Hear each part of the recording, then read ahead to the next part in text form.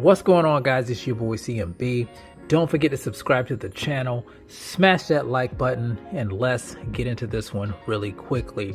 Now, guys, this Twitter beef between Devin the Dream Haney and Gervonta Tank Davis kind of heated up once again today, and Steven Espinoza even got in on it. If you guys don't know who Steven Espinoza is, he is the president of Showtime Sports. Now, it's a lot of tweets here, so I'm not going to read over them, but I just want to recap you guys on what's going on with this whole situation. Now, yesterday, Isaac Pitbull Cruz tweeted out something about wanting to, go into another fight with Gervonta Tank Davis because he wanted to bring a championship home to Mexico City. And Devin Haney responded to that because I don't think it sat well with him. He says, "What the F are you talking about?"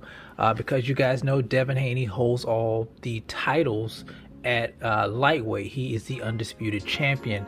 I would say Gervonta Tank Davis, he is the regular WBA champion at lightweight, which is kind of like an interim belt. So, he's the mandatory to Devin Haney's WBA super title. And I think Gervonta Tank Davis responded back with, he knows who is who. I mean, you do too. So he's kind of taking a jab at Devin Haney, trying to let Devin Haney know that even though, you're undisputed in the weight class, I'm the guy. I'm that guy at 135. I'm the guy who, who's on pay-per-view. I'm the guy that puts the butts in the seats. I'm the guy that everybody wants to see. I'm the one that's delivering knockouts. And I do agree that Gervonta Tank Davis is the cash cow at 135, but there's no denying, in my opinion, that Devin the Dream Haney is the man to beat at 135. He holds all the gold. He who holds all the gold is the king in my book. And he's the one that's calling out all the fighters, even though he's undisputed in the weight class.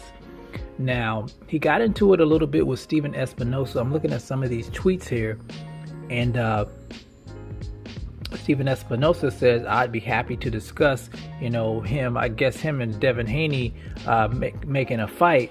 But he says, "I understand you're signed to a promotional agreement, which, as you know, means that all discussions must be handled by your promoter, and they have final say on who you fight. Have them give me a call. Best of luck in your October fight."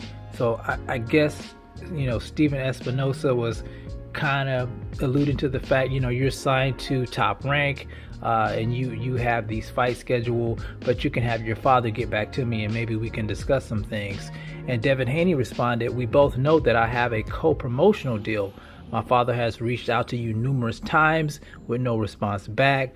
Knock it off, Steven."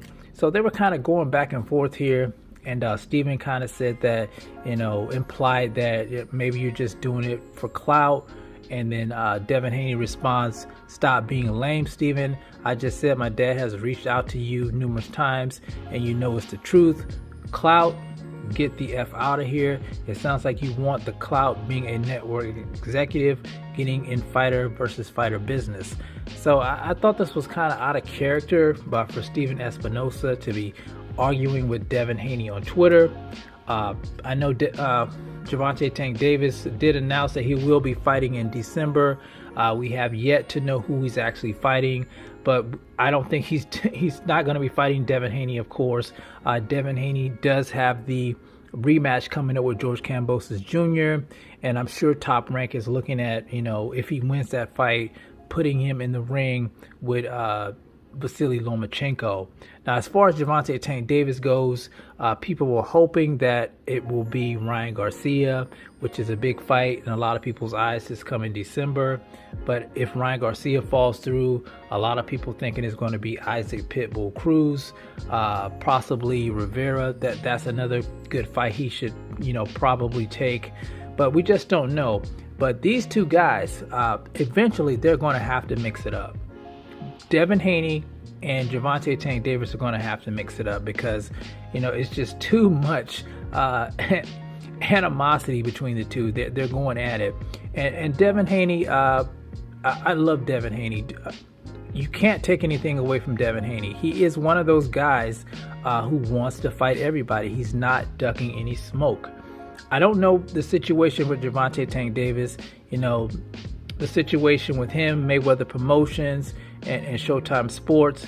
You guys know a lot of times they try to keep their fights in-house, but like I said before, these are the fights to make. You know, even though guys are on different platforms, I think if the platforms work together to make these fights, that everybody can win. Who doesn't want to see Devin Haney and Gervonta Tank Davis go at it in the ring? You know, they're heating up here on Twitter.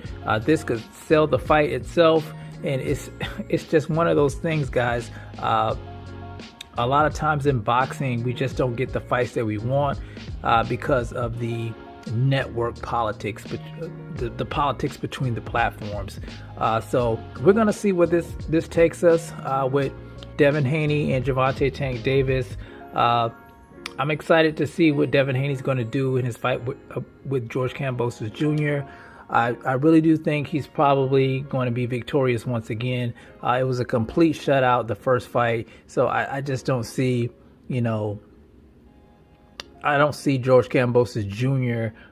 Making any real adjustments to defeat Devin Haney. It was just a boxing clinic, in my opinion. And I'm interested in seeing who Gervonta Tank Davis fights next. I do think Isaac Pitbull Cruz deserves another shot. He did give Gervonta Tank Davis some problems in their first fight. I do want to see him fight Ryan Garcia. It's just a lot of good fights, guys, like I said, at 135. But you guys let me know what you think about this situation going on with Devin Haney, Stephen Espinoza, and Gervonta Tank Davis in the comment section, guys. It's the CMB. I'll talk to you guys in the next one. And I'm out. Peace.